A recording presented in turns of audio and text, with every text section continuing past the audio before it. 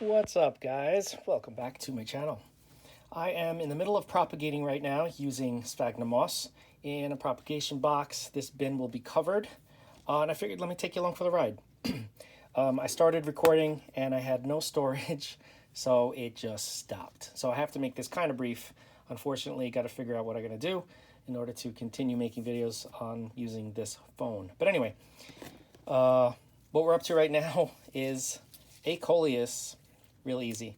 The great thing about using moss when you are taking cuttings and sticking your cuttings is if you're using a propagation box, which I definitely recommend, any type of a bin that has a lid, you don't have to worry about watering your cuttings. And that's one of the biggest issues with people when they take cuttings and they're propagating their plants. They tend to overwater, and that will kill everything. Look at this Rex Begonia. This is a Rex Begonia. I have a couple of them here that I'd already stuck. I'm not going to take a cutting and keep the petiole. I'm not going to keep the leaf stem. I'm going to show you what I'm going to do. Let me just get some moss. Let me just cut the edge of my cup. Ding. All right.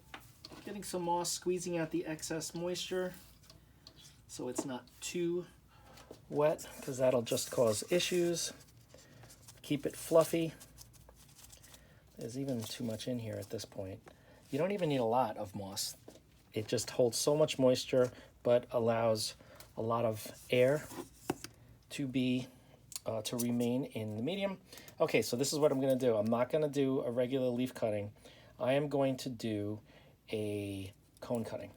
So what you do is cut off the petiole, which you can also propagate, even though there's just a little bit of leaf here left. Probably not enough, but you can try. Sometimes it's worked.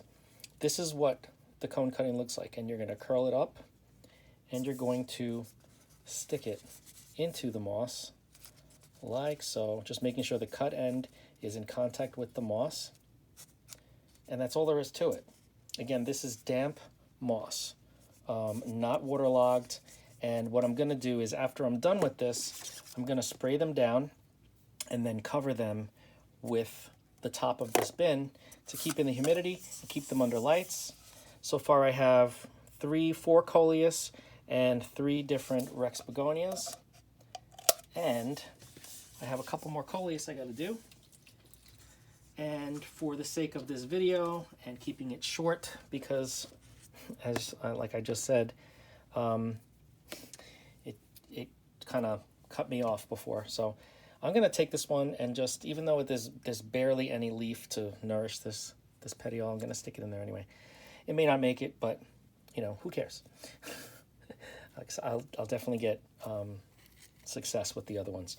Here's another Coleus. This is El Brido. This is a very, very popular one of mine in the shop. So let me cut this a little bit smaller.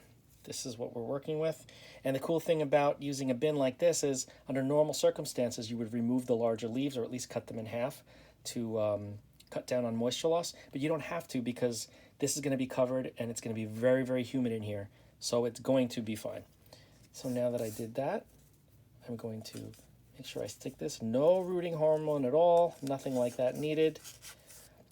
Okay, just so it's in contact with the moss.